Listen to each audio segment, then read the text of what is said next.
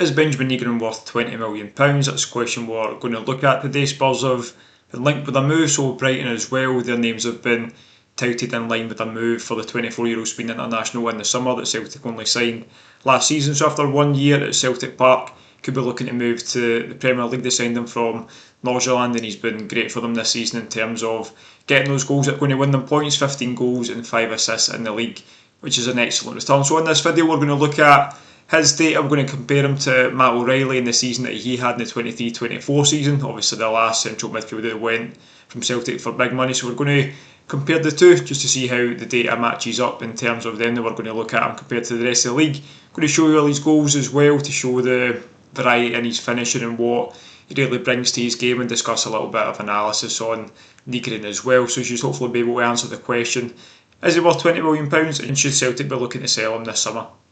First off, we're going to look at his data here, obviously compared to central midfielders and number 10s in the league. He has sometimes played that kind of attacking number 8 role for Celtic, or he has just played behind the striker. Sometimes you find him out on the right. He's played through the middle a couple of times as well due to Celtic striker issues. But let's look at some of the data. Let's look at the percentiles and where he ranks the best. So long ball accuracy is good, key passes, really good creative play. You can see that in the assists and the XA as well. Goals, obviously the top goal scoring central midfielder and number 10 in the league. 15 goals is an incredible return, and where Celtic would be without him I do not know, with the striker issues that they've had this season. He's really filled that gap and really stepped up and scored some crucial goals throughout the season. So let's look at where else. Successful attacking actions, 85th percentile, 78th for dribbles per 90, good in the progressive runs as well, in the 82nd percentile. I don't think he sometimes comes across as the most creative player. He does a lot of his work in the final third, so that's why you'll see those passes to the final third and progressive passes.